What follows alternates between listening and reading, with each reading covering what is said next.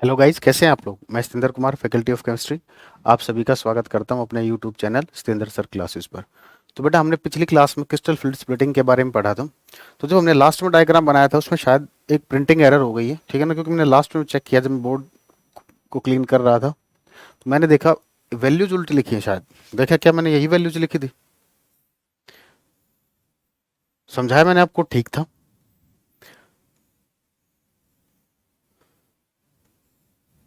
ये होता आपका ऑक्टाहेड्रल में। समझाया आपको, बिल्कुल ठीक था। मैंने कहा था जो मैंने सबसे पहले समझाया था वो मैंने आपको ऑक्टाहेड्रल कॉम्प्लेक्स समझाया, ठीक है। तो जब ऑक्टाहेड्रल कॉम्प्लेक्स समझाया था तो मैंने आपको स्टार्टिंग में बताया था ये वैल्यू कितनी होती है, 2/5 डेल्टा नोट। और ये वैल्यू होती है 3/5 डेल्टा नोट। शायद हमने ये वैल्यू टेट्राहेड्रल में लिख दी, तो इसको करेक्ट एक बार चेक कर लीजिए बेटा। ऑक्टाहेड्रल में यहाँ पर 2/5 आएगा, ऊपर आएगा 3/5। और टेट्राहेड्रल में मैंने आपको क्या बोला था, इसको रिवर्स कर दीजिए, ठीक है ना। ये वैल्यूज ऊपर, ये ऊपर चला जाएगा तो ऊपर वाली वैल्यू कितनी हो जाएगी, 2/5 डेल्टा नोट। और नीचे वाली वैल्यू कितनी हो जाएगी बेटा, 3/5 डेल्टा नोट। ये होता है टेट्राहेड्रल कॉम्प्लेक्सेस में। तो जो टेट्राहेड्रल ज्योमेट्री होती है, क्या वो सिमेट्रिकल होती है। टेट्राहेड्रल कॉम्प्लेक्सेस क्या होंगे, सिमेट्रिकल होंगे, नहीं होंगे। तो वहां पर हम क्या करते हैं, ईजी ना यूज करके सिंपली ई यूज करते हैं। ऑक्टाहेड्रल सिमेट्रिकल होते हैं तो यहाँ पर हम ईजी और टी2जी यूज करते हैं, ठीक है ना। टेट्राहेड्रल कॉम्प्लेक्सेस सिमेट्रिकल नहीं होते तो यहाँ पर हम ईजी ना लिखकर ई लिखते हैं, ठीक है ना। तो ये वाला वैल्यू देख लेंगे बेटा, जी वाला पॉइंट हटा दो, कोई दिक्कत नहीं उसमें ऐसा, ठीक है। तो ये एक प्रिंटिंग एरर थी, समझाया आपको, ठीक था। ये मिस्टेक भी किस कारण से हुई कि पहले मैंने आपको थ्योरी लिखवा दी, तो जब मैं डायग्राम बना रहा था तो उस चक्कर में थोड़ा सा मिस्टेक हो गया वैल्यूज का, ठीक है। कॉन्सेप्ट में कोई दिक्कत नहीं, जो आपको समझाया था वो बिल्कुल सही था, ठीक है। बस ये लिखने में ये एरर हो गई थी, तो ये प्रिंटिंग एरर हो जाती है, इसमें कोई दिक्कत वाली बात नहीं है, ठीक है। जल्दी कीजिए, इसको करेक्ट कर लीजिए। ऑक्टाहेड्रल याद रखिए, टेट्राहेड्रल में क्या करना है, सब कुछ रिवर्स करना है। ये ऊपर चला जाएगा, ये नीचे चला जाएगा। ऊपर जाएगा तो ये वैल्यूज ऊपर चली जाएंगी, ये वैल्यूज नीचे आ जाएंगी, ठीक है ना। एक याद रखिए, दूसरे में यही करना होता है, ठीक है। चलिए बेटा, तो अब पढ़ते हैं हम क्रिस्टल फील्ड स्प्लिटिंग एनर्जी के बारे में,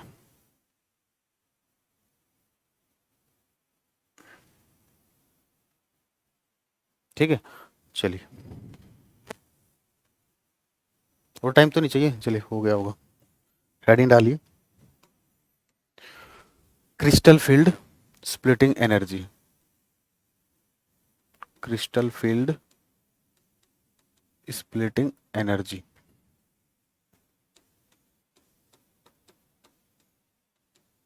इसको हम बेटा डेल्टा से लिखते हैं। किससे लिखते हैं, डेल्टा से लिखते हैं।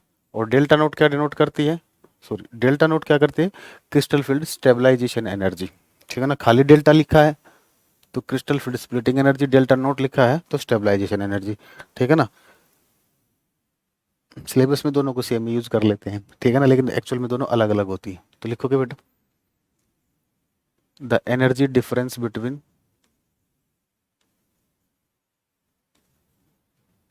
The energy difference between, the energy difference between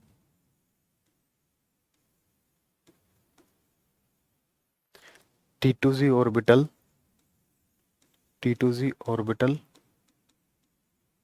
and EZ orbital,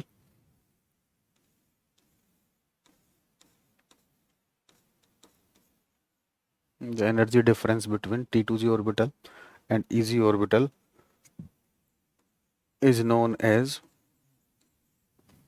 is known as crystal field, is known as crystal field splitting energy,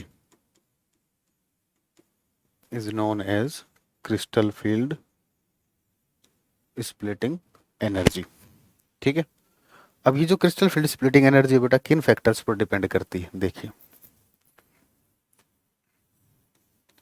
factors affecting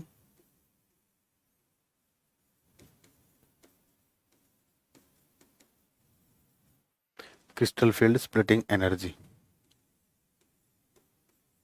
crystal field splitting energy.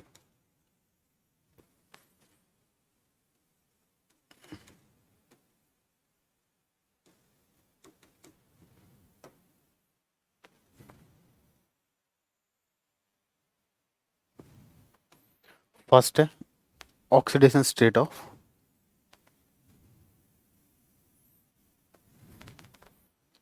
Oxidation state of, या simply oxidation state लिख लीजिए। Oxidation state हम वैसे भी किसके निकालते हैं, central metal ion की। ठीक है, तो देखो एक बात बताओ, समझो। अगर एक बात, मेटल पर जितना पॉजिटिव चार्ज ज्यादा होगा उतना लिगेंड और पॉजिटिव के बीच में अट्रैक्शन ज्यादा होगा।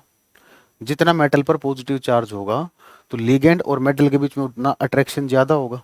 ठीक है ना, जितना अट्रैक्शन ज्यादा होगा तो क्या होगा, लिगेंड और डी ऑर्बिटल पास आएंगे, और जितना वो पास आएंगे उतना ज्यादा रिपल्शन होगा। जितना ज्यादा रिपल्शन होगा उतनी ज्यादा स्प्लिटिंग होगी।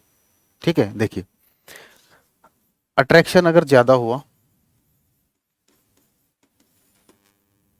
ठीक है ना, किसके बीच में, मेटल और लिगेंड के बीच में, तो जब ये अट्रैक्शन ज्यादा होगा तो ये क्या आएंगे, क्लोज आएंगे, और जितना क्लोज आएंगे, ठीक है ना, उतने रिपल्सन भी ज्यादा होगा फिर मेटल के डी ऑर्बिटल और लिगेंड के इलेक्ट्रॉन के बीच रिपल्सन भी ज्यादा होगा, और जितना रिपल्सन ज्यादा होगा उतनी स्प्लिटिंग ज्यादा होगी।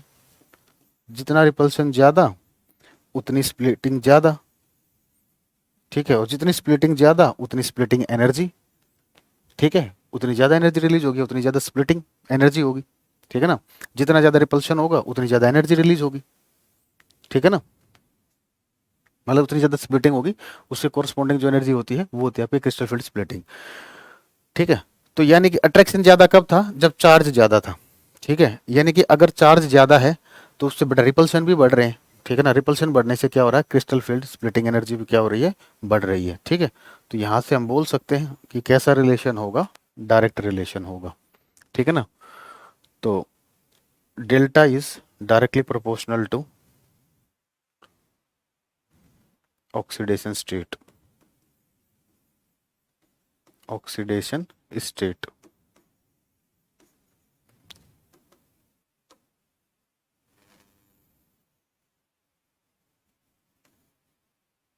ठीक है, तो जितना ज्यादा चार्ज होगा उतना ज्यादा अट्रैक्शन होगा, और अट्रैक्शन होने से लिगेंड और डी ऑर्बिटल पास आएंगे, जिससे रिपल्शन भी ज्यादा बढ़ेंगे। रिपल्शन ज्यादा बढ़ेंगे तो स्प्लिटिंग बढ़ेगी। ठीक है ना, स्प्लिटिंग बढ़ेगी तो स्प्लिटिंग एनर्जी आपकी बढ़ेगी। ठीक है, चलिए दूसरा, strength of ligand, strength of ligand, strength of ligand.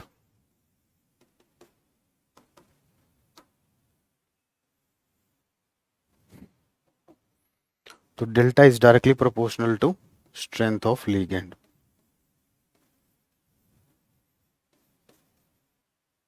Strength of ligand. ठीक है,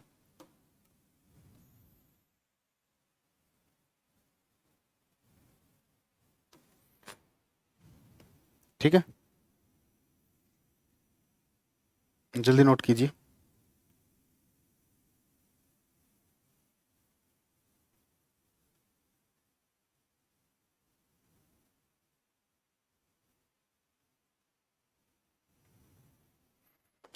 फिर स्टेबलाइजेशन एनर्जी के बारे में बात करेंगे। ठीक है, जल्दी से इसको नोट कीजिए।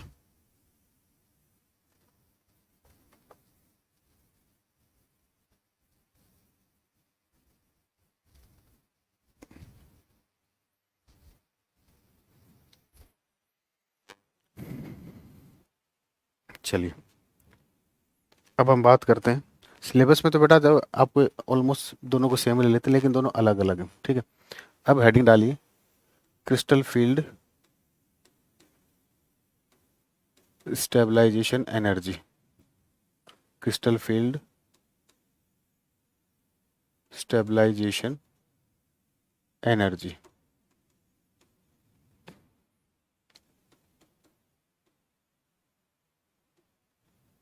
इसको लिखते हैं हम डेल्टा नोट से। ठीक है ना, तो सिलेबस में आप डेल्टा और डेल्टा नोट लिख भी आओगे तो कोई ज़्यादा कुछ खास फर्क नहीं होगा, ठीक है ना। लेकिन अंतर होता है बेटा, दोनों में अंतर होता है, ठीक है। जहाँ भी डेल्टा नोट लिखी है वहाँ पे क्रिस्टल फील्ड स्टेबलाइजेशन एनर्जी, ठीक है ना। बोर्ड में आप ये डेफिनेशन लिख दोगे टी टू जी और ई जी के बीच का difference crystal field stabilisation energy होता है, ठीक है ना। तो कोई दिक्कत नहीं, वो ठीक मान लेगा, ऐसी कोई दिक्कत नहीं, ठीक है। लेकिन बेटा डिफरेंस होता है। अब देखिए डिफरेंस क्या होता है, इसको कैलकुलेट करने का एक तरीका होता है, ठीक है ना, जो बोर्ड्स वगैरह में आपसे पूछेगा नहीं, तो इसलिए उस आइडिया को अभी तक हम ड्रॉप कर रहे हैं, ठीक है ना, कि कैलकुलेट कैसे करना। वैसे सिंपल है, कोई दिक्कत नहीं है, ठीक है ना। तो क्रिस्टल फील्ड स्टेबलाइजेशन एनर्जी क्या होती है, इस क्रिस्टल फील्ड स्प्लिटिंग से, स्प्लिटिंग होने के बाद जो सिस्टम की जो एनर्जी होती है वो क्या कहलाती है, आपकी क्रिस्टल फील्ड स्टेबलाइजेशन एनर्जी कहलाती है, ठीक है ना। तो ये, तो स्प्लिटिंग के बाद या स्प्लिटिंग की वजह से जो सिस्टम की एनर्जी होती है, इस स्प्लिटिंग की वजह से सिस्टम की जो एनर्जी होगी वो कहलाती है आपकी क्रिस्टल फील्ड स्टेबलाइजेशन एनर्जी, ठीक है ना। दूसरे में ऐसे भी बोल सकते हैं, the decrease in the energy due to splitting, ठीक है ना। दो डेफिनेशन हो सकती है, दोनों लिख देते हैं, चलिए लिखोगे। The energy of system, the energy of system,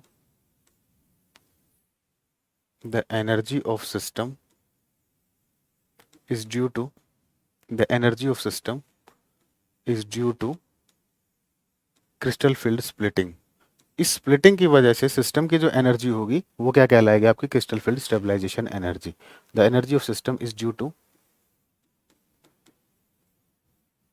the energy of system is due to crystal field stabilisation energy.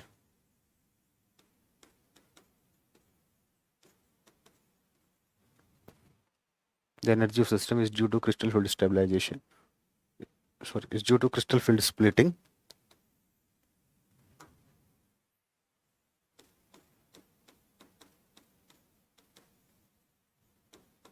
is known as, the energy of system is due to crystal field splitting is known as crystal field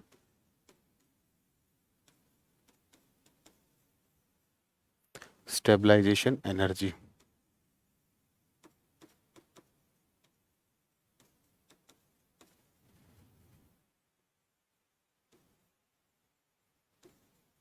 ठीक है, और करके बोल सकते हैं हम दूसरा, the decrease in energy,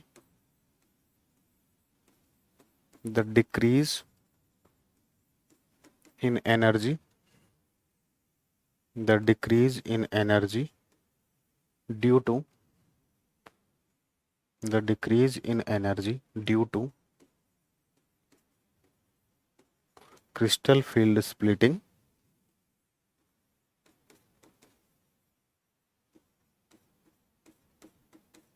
is due to crystal field splitting, the decrease in energy due to crystal field splitting is known as,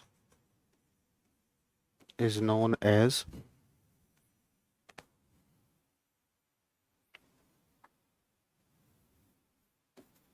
crystal field stabilization energy।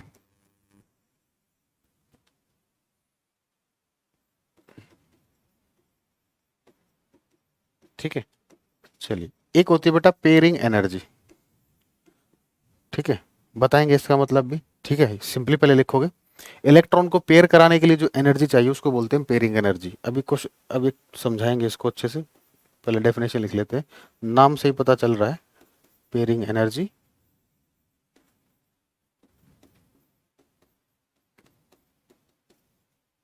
तो पेयरिंग एनर्जी क्या है बेटा, इलेक्ट्रॉन को पेयर कराने के लिए जो एनर्जी चाहिए उसको बोलते हैं हम पेयरिंग एनर्जी, ठीक है।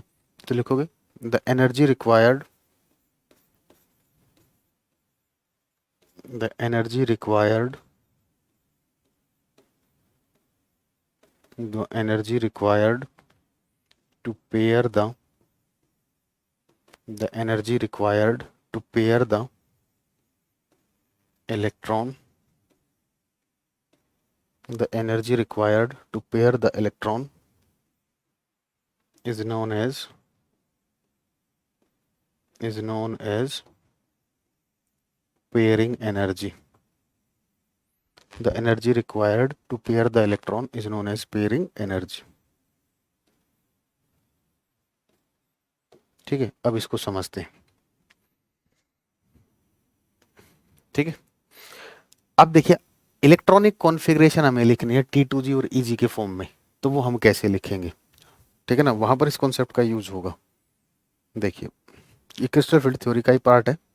देखिए हेडिंग डालोगे इलेक्ट्रॉनिक कॉन्फ़िगरेशन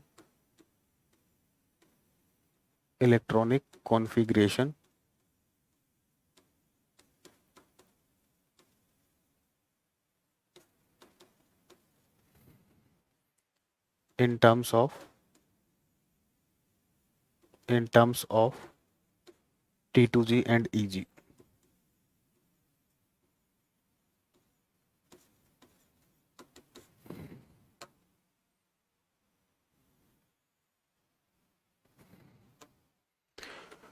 देखिए पहला केस जो होता है, अगर क्रिस्टल फील्ड स्प्लिटिंग एनर्जी जो है, दो ही केस पॉसिबल है, या तो ये पेयरिंग एनर्जी से ज्यादा होगी, ठीक है ना, D4 कॉन्फ़िगरेशन की बात हो रही, बाकी में तो कोई दिक्कत है ही नहीं। ठीक है, तो ये जो केस होता है ना, ये होता है बेटा स्ट्रॉन्ग फील्ड लिगेंड के लिए, ये आपको ध्यान रखना है। तो स्ट्रॉन्ग फील्ड लिगेंड के लिए क्या होता है, ठीक है ना, ये मैं आपको प्रूव भी करके दिखा देता हूँ ये स्ट्रॉन्ग फील्ड लिगेंड के लिए कैसे होता है। देखिए मान लीजिए आपके पास D4 कॉन्फ़िगरेशन है, ठीक है ना, D4 कॉन्फ़िगरेशन है, ऑक्टाहेड्रल की बात कर रहे हैं हम, ऑक्टाहेड्रल कॉम्प्लेक्स है हमारे पास।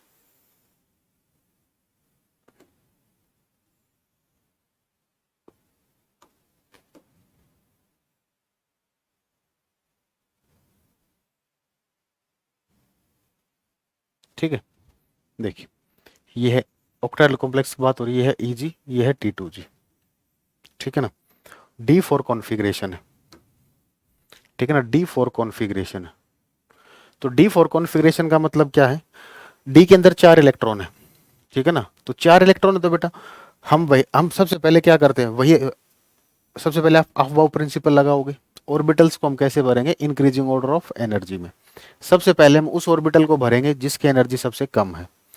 तो D4 में D के अंदर 4 इलेक्ट्रॉन है, तो इन दोनों में से हम पहले किसको भरेंगे, जिसकी एनर्जी कम होगी। तो इन दोनों में से किसकी एनर्जी कम है, T2G की। चलिए 3 इलेक्ट्रॉन भर दिए। अब देखिए चौथा इलेक्ट्रॉन की दो पॉसिबिलिटी है, वो या तो वो यहाँ पर आ सकता है, पेयर हो सकता है, या वो ऊपर आ जा सकता है। ठीक है, तो अब बात देखिए, एक तरीके से आप क्रिस्टल फील्ड स्टेबलाइजेशन एनर्जी क्या थी, सिस्टम की जो एनर्जी है, ठीक है ना, अभी हमने डेफिनेशन लिखी थी, देखिए the energy of system is due to crystal field splitting. ठीक है ना, क्रिस्टल फील्ड स्प्लिटिंग की वजह से जो एनर्जी है सिस्टम की, वही क्या है आपकी क्रिस्टल फील्ड स्टेबलाइजेशन एनर्जी, मतलब सिस्टम के पास इतनी एनर्जी है। ठीक है ना, तो अब जो सिस्टम के पास जो अवेलेबल एनर्जी है, वो इलेक्ट्रॉन की पेयरिंग एनर्जी से ज्यादा है या कम, इलेक्ट्रॉन की पेयरिंग एनर्जी से ज्यादा है, यानी कि वो इलेक्ट्रॉन को पेयर करा सकती है। तो अगर इलेक्ट्रॉन पेयर हो गया तो ये क्या हो जाएगा बेटा, स्ट्रॉन्ग फील्ड लिगेंड ही पेयर करा सकता था, तो ये केस किसका हो जाएगा आपका, स्ट्रॉन्ग फील्ड लिगेंड का। ठीक है ना, तो इसमें कॉन्फ़िगरेशन क्या आ जाएगी आपकी, T2G 4 EG0। ठीक है ना, ये ऑक्टाहेड्रल कॉम्प्लेक्स की बात हो रही है।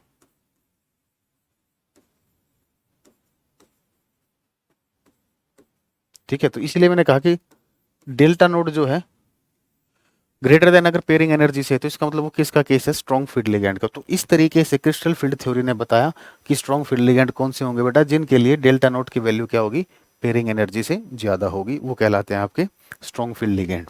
ठीक है, तो दूसरा केस अब कर लोगे। सेकंड केस,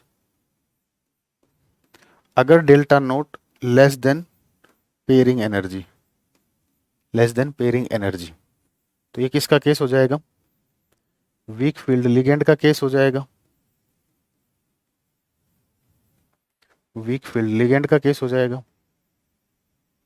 तो इसका मतलब अब क्या है कि सिस्टम की जो एनर्जी है वो पेयरिंग एनर्जी से कम है। ठीक है ना, यानी कि सिस्टम के पास जो एनर्जी है वो पेयरिंग एनर्जी से कम है, तो क्या अब इलेक्ट्रॉन पेयर हो पाएगा, नहीं हो पाएगा। ठीक है, तो यहां पर कॉन्फ़िगरेशन क्या आ जाएगी, T2G 3 EG1। ठीक है ना, ये है बेटा आपकी ऑक्टाहेड्रल कॉम्प्लेक्सेस की बात हो रही है। तो क्या अब हम यहाँ से स्ट्रॉन्ग फील्ड लिगेंड और वीक फील्ड लिगेंड की डेफिनेशन लिख सकते हैं, ऑक्टाहेड्रल कॉम्प्लेक्स में। तो स्ट्रॉन्ग फील्ड लिगेंड वो होते हैं जिनके लिए क्या होता है, क्रिस्टल फील्ड स्टेबलाइजेशन एनर्जी जो होती है वो ग्रेटर देन पेयरिंग एनर्जी होती है, वो कहलाते हैं आपके स्ट्रॉन्ग फील्ड लिगेंड। और जिनके लिए डेल्टा नोट की वैल्यू पेयरिंग एनर्जी से कम होती है वो कहलाते हैं आपके वीक फील्ड लिगेंड। जल्दी से इसको नोट कीजिए, कॉन्फ़िगरेशन भी आपको समझ में आ गई होगी। तो टेट्राहेड्रल आएगा तो कर लोगे क्वेश्चन, ठीक है ना, वैसे मैं करा दूंगा आगे, ठीक है ना। इससे क्वेश्चन आज तक आया नहीं है बोर्ड्स में, ठीक है ना, लेकिन आपको आना चाहिए, सैम्पल पेपर में दे रखा था इस टाइप का, ठीक है, लेकिन ये एनसीईआरटी में दे रखा है तो आपको पता होना चाहिए, कौन, पता नहीं कब आपकी किस्मत खुल जाए। जल्दी नोट कीजिए।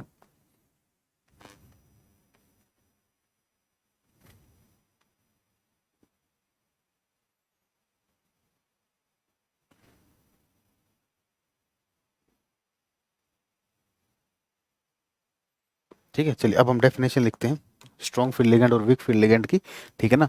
फिर स्पेक्ट्रोकेमिकल सीरीज की, ठीक है ना। स्पेक्ट्रोकेमिकल सीरीज मैंने आपको पहले भी बताई थी। मैं स्पेक्ट्रोकेमिकल सीरीज क्या होती है, जब हम लिगेंड्स को उनकी स्ट्रेंथ के बेसिस पर इंक्रीजिंग ऑर्डर में अरेंज करते हैं तो वो कहलाती है आपकी स्पेक्ट्रोकेमिकल सीरीज। तो मैंने 5-6 लिगेंड आपको लिखवाए थे, ठीक है ना, जो हमारे काम के थे।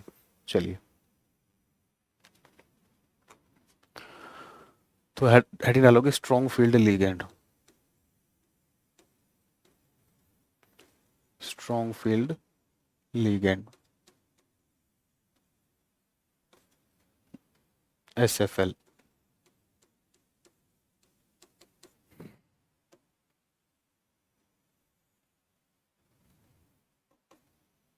लिखो, those ligands, those ligands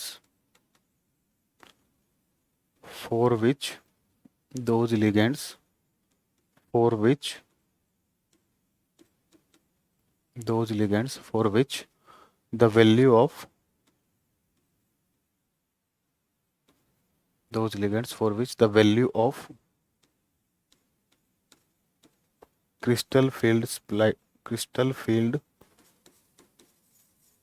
stabilization energy,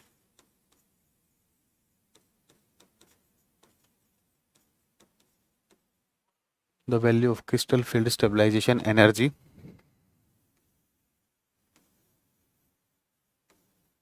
is greater than, is greater than pairing energy, is greater than pairing energy, are known as strong field ligands, are known as strong field ligands,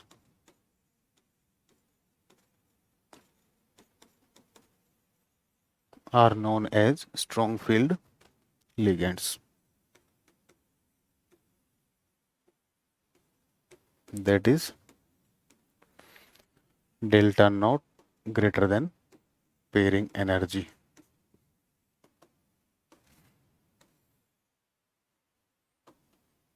next आता है weak field ligand.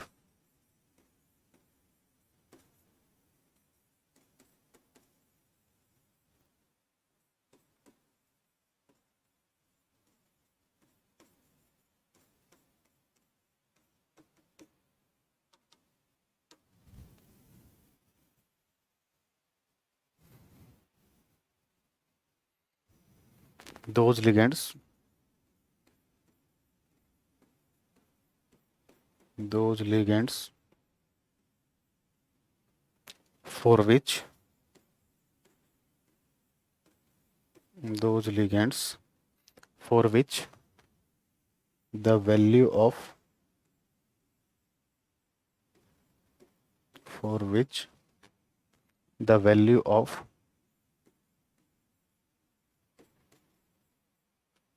the value of crystal field stabilization,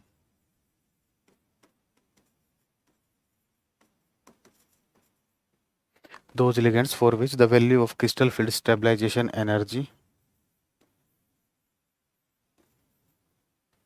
is smaller than, smaller ना लिखिए, lesser than, is lesser than the is lesser than the pairing energy, is lesser than the pairing energy, are known as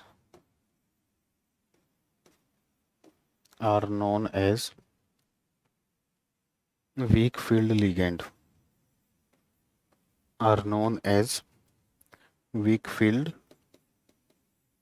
ligand.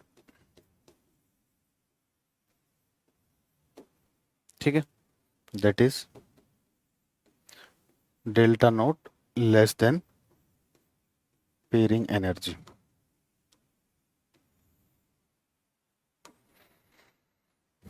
जल्दी note कीजिए.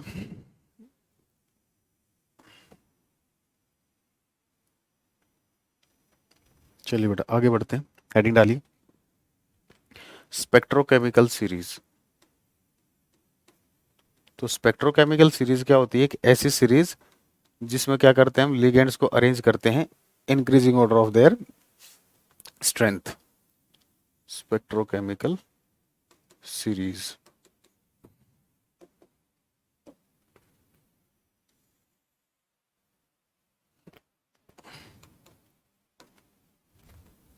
The series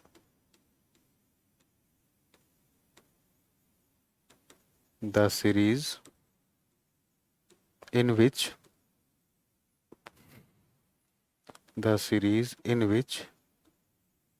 ligands are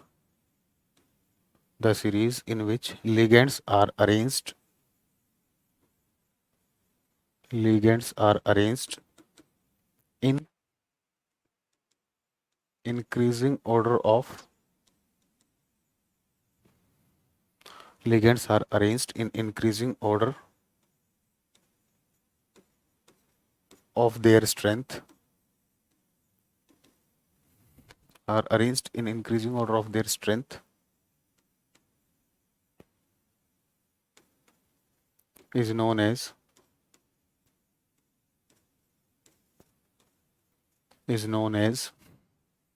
spectrochemical series. Is known as spectrochemical series. ठीक है, तो इसी के basis पर carbon monoxide CO जो था, ठीक है ना, कार्बोनिल जो है वो आपका सबसे स्ट्रॉन्गेस्ट लिगेंड था. ठीक है, चलिए अब बात करते हैं बेटा कलर ऑफ कॉम्प्लेक्स कंपाउंड की. कलर जो आता है वो किस वजह से आता है? ठीक है ना, ये सीरीज में मैंने आपको लिखवा रखा था बेटा. ठीक है ना, NH3 के बाद इन लिखवाया था. ठीक है ना, उसके बाद आपका क्या नाम है, सबसे लास्ट में क्या आया था? CO आया था. ठीक है, चलिए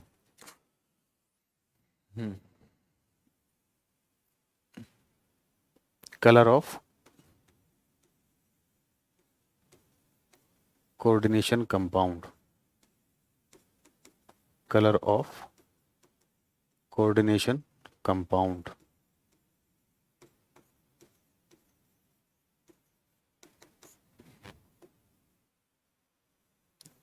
देखो अभी तक आप लोगों ने पहले पढ़ा हुआ, किसी कंपाउंड का जो कलर होता है उसमें क्या होता है कि अनपेड इलेक्ट्रॉन होना चाहिए. ठीक है ना, अनपेड बोर ने कहा था कि अगर आप इलेक्ट्रॉन को एनर्जी दोगे, इलेक्ट्रॉन को एनर्जी मिलेगी तो वो हायर स्टेट में चला जाएगा. हायर स्टेट में उसकी स्टेबिलिटी कम होती है, तो वो क्या करता है, स्टेबिलिटी गेन करने के लिए जो एनर्जी उसने गेन की है, ठीक है ना, उसके कोरस्पॉन्डिंग कॉम्प्लीमेंट्री कलर रिलीज करेगा.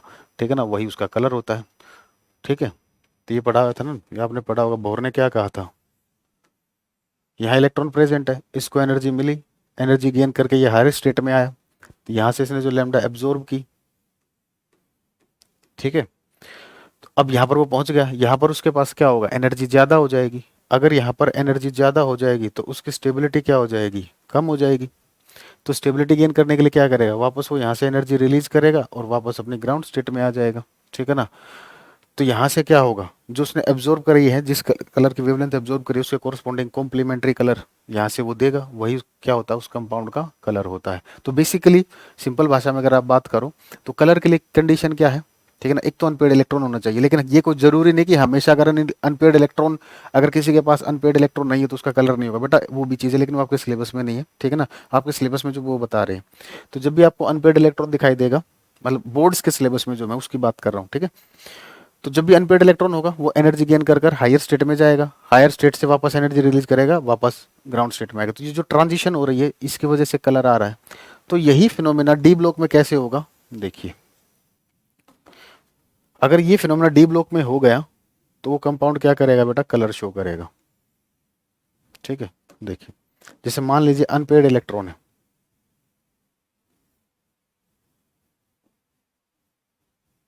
ठीक है, ये अनपेड इलेक्ट्रॉन है, तो अगर इसको एनर्जी मिलेगी तो ये हायर स्टेट में जाएगा, यहाँ पर इसकी स्टेबिलिटी कम होगी, तो ये क्या करेगा, वापस ग्राउंड स्टेट में आएगा। तो यहाँ से क्या करेगा, ये एनर्जी रिलीज करेगा, ठीक है ना, जिसके कोरस्पोंडिंग क्या आएगा, कलर आएगा।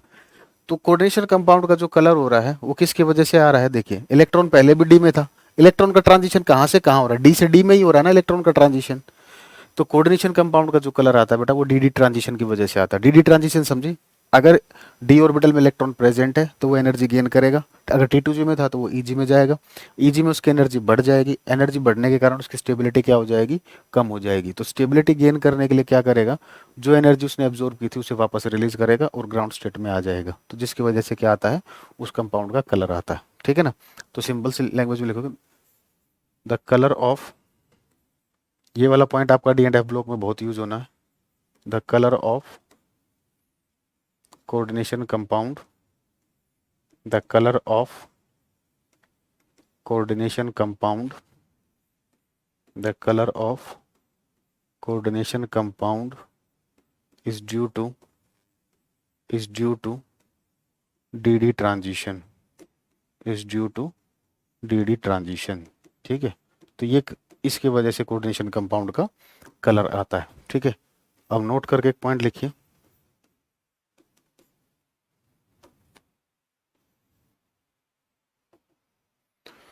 तो जो डेल्टा है ये बराबर होती है, प्लैंक्स क्वांटम थ्योरी पढ़ी है ना, E equal to H C by lambda, तो ये होती है ई बराबर है H C by lambda absorb के।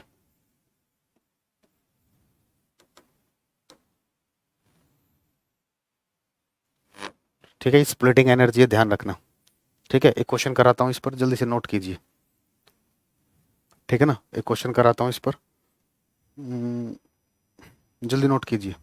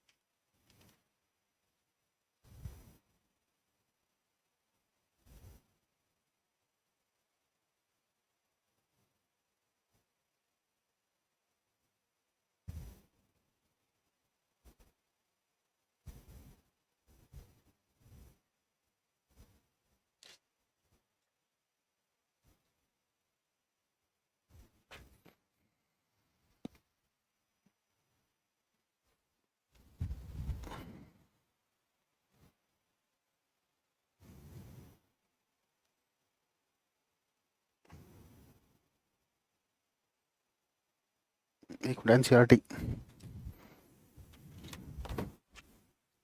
चलिए बेटा क्वेश्चन करते हैं एनसीईआरटी का। कलर का फिनोमेना समझ में आया? ठीक है, तो जिस कलर की वेवलेंथ को वो एब्जॉर्ब करेगा, ठीक है ना, जिस कलर की वेवलेंथ को उसने एब्जॉर्ब किया, तो यहाँ पर वो जो रिलीज करेगा, तो यहाँ पर ये जो वेवलेंथ थी जिस कलर से रिजेंबल करती थी, यहाँ पर कौन सा कलर आएगा, उसका कॉम्प्लीमेंट्री कलर आएगा। ठीक है ना, चलिए, बोर्ड्स में वो सब पूछते नहीं इसलिए उसके बारे में बात नहीं करते। देखिए क्वेश्चन करते हैं इस पर,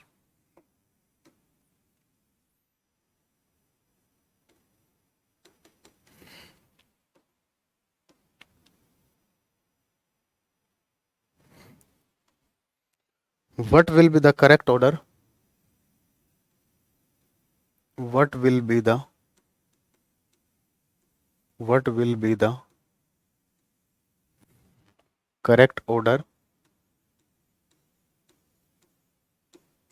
what will be the correct order for the wavelengths, for the wavelengths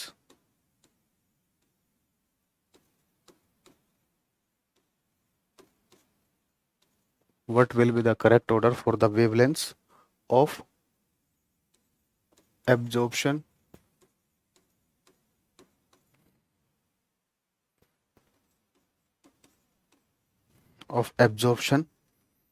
in the visible region, in the visible region for the following, in the visible region for the following. देखिए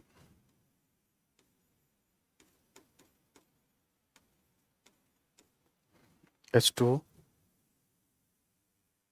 एक minute, Ni, NO2,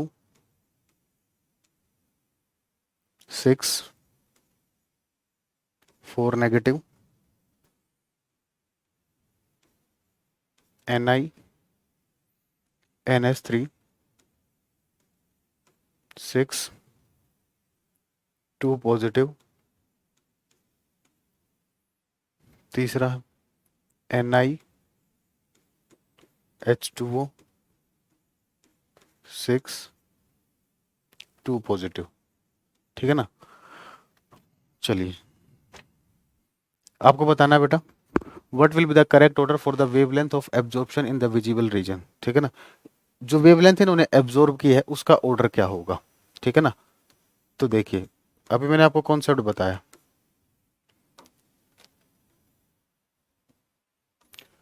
lambda note जो है यहां से अगर आप देखोगे inversely proportional है, सॉरी डेल्टा जो है वो किसके इनवर्सली प्रोपोर्शनल है, लैम्डा एब्जॉर्ब के। ठीक है ना, तो जो डेल्टा है वो इनवर्सली प्रोपोर्शनल है लैम्डा एब्जॉर्ब के। आपसे लैम्डा एब्जॉर्ब पूछा है। ठीक है, तो देखिए जिसका लैम्डा एब्जॉर्ब कम होगा उसका डेल्टा ज्यादा होगा। और आज ही हमने पढ़ा है बेटा ये क्या है, क्रिस्टल फील्ड स्प्लिटिंग एनर्जी, ये डायरेक्टली प्रोपोर्शनल होती है स्ट्रेंथ ऑफ लिगेंड के। देखिए मैं आपको दिखाता हूं, आज ही हमने पढ़ा है, ये रही। ठीक है ना, डायरेक्टली प्रोपोर्शनल होती है स्ट्रेंथ ऑफ लिगेंड के, यानी कि लिगेंड जितना स्ट्रॉन्ग होगा उतना डेल्टा क्या होगा, उसका ज्यादा होगा। ठीक है, तो अगर हम बात करें स्ट्रेंथ ऑफ लिगेंड, तो इन तीनों लिगेंड की स्ट्रेंथ अरेंज कर सकते हो, ये आपको लिखवा भी रखी है। H2O तो वीक फील्ड लिगेंड है। ठीक है, 3D सीरीज में दे रखे हैं सारे आपके, 3D सीरीज में रखे H2O सबसे वीक लिगेंड है। ठीक है, तो H2O सबसे वीक लिगेंड हो गया। NH3 और NO2 में NH3 वीक है और NO2 क्या है, स्ट्रॉन्ग है। ठीक है, तो ये डेल्टा पता चल गया। तो जिसका डेल्टा ज्यादा होगा उसकी लैम्डा एब्जॉर्ब क्या होगी, कम होगी। अब उसने ऑर्डर करेक्ट पूछ रखा है, सॉरी इंक्रीजिंग या डिक्रीजिंग नहीं दे रखा। ठीक है ना, तो चलिए तो हम लगा लेते हैं, कौन सा ऑर्डर लगाएं। देखिए इसका डेल्टा क्या है, इसका डेल्टा सबसे कम है तो इसका लैम्डा एब्जॉर्ब सबसे ज्यादा हो, तो डिक्रीजिंग ऑर्डर लगा लेते हैं, decreasing order of lambda absorb, decreasing order of lambda absorb, decreasing order of lambda absorb. ठीक है, तो देखिए किसका लैम्डा एब्जॉर्ब ज्यादा होगा बेटा, किसका ज्यादा होगा, जिसका डेल्टा कम होगा, और सबसे कम डेल्टा किसका है, H2O का। ठीक है ना, तो इसका लैम्डा एब्जॉर्ब H2O ज्यादा होगा। ठीक है ना, फिर NH3 और सबसे कम किसका आ जाएगा, NO2 का, क्योंकि NO2 स्ट्रॉन्ग फील्ड लिगेंड है, स्ट्रॉन्ग फील्ड लिगेंड है तो इसका लैम्डा सबसे ज्यादा होगा, सॉरी डेल्टा सबसे ज्यादा होगा, डेल्टा सबसे ज्यादा होगा तो लैम्डा एब्जॉर्ब क्या हो जाएगा, इसका सबसे कम हो जाएगा। तो ये आ गया आपका आंसर। ठीक है, तो ये सब आपको पता होना चाहिए क्रिस्टल फील्ड स्टेबलाइजेशन और स्प्लिटिंग के बारे में, स्ट्रॉन्ग फील्ड लिगेंड के बारे में। ठीक है ना, आज हमने ये भी पढ़ लिया कि कोऑर्डिनेशन कंपाउंड का जो कलर आता है वो किसकी वजह से आता है। ठीक है ना। तो ये सारी चीज़ें हम पढ़ चुके हैं। ठीक है, तो कैसी रही क्लास बेटा? तो पहली चीज़ तो आपको ये पता होना चाहिए, क्रिस्टल फील्ड स्टेबलाइजेशन और स्प्लिटिंग दोनों सेम नहीं है। Energy difference T two T और जी का क्या कहलाता है? Crystal field splitting energy. Stabilisation में क्या होता है, स्प्लिटिंग की वजह से सिस्टम की जो एनर्जी होती है वो क्या होती है आपकी? Crystal field stabilisation energy. Delta nought greater than pairing energy है तो वो स्ट्रॉन्ग फील्ड लिगेंड है, ठीक है ना। और अगर लेस है तो क्या हो जाएगा? वीक फील्ड लिगेंड है। तो strong field ligand, weak field ligand की डेफिनेशन पता चल गई। क्रिस्टल फील्ड स्प्लिटिंग एनर्जी जो है वो मेनली दो फैक्टर, तो तीन चार है बेटा, मेनली आपके आंसर जो है दो से ही आ जाएंगे। वो डायरेक्टली प्रोपोर्शनल होती है ऑक्सीडेशन स्टेट के, ठीक है ना, और स्ट्रेंथ ऑफ लिगेंड के। ठीक है, तो चलिए बेटा, होपफुली आपको सारी चीज़ें समझ आएंगी। कोई डाउट हो तो बेटा कमेंट बॉक्स में लिख दे, क्लास कैसी लगी ये भी बताएं, ठीक है ना। समझ आया या नहीं आया कमेंट जरूर करें और शेयर जरूर करें, ठीक है ना।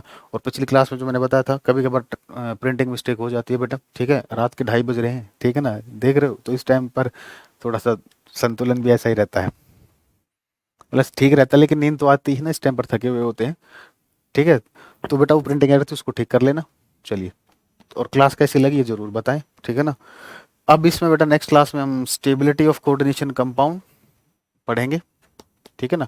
और बॉन्डिंग इन मेटर कार्बोनिल्स एक क्लास में दोनों हो जाएंगे। आइसोमेरिज्म की लेंथी क्लास चलेगी, अगर एक क्लास 1.5 घंटे में आइसोमेरिज्म हो जाता है तो 2-3 इस वीक में आराम से पूरा हो जाएगा सिलेबस, आप सॉरी ये चैप्टर आपका, ठीक है। Okay guys, this is for today, thank you, bye bye, take care, और शेयर करना ना भूलें।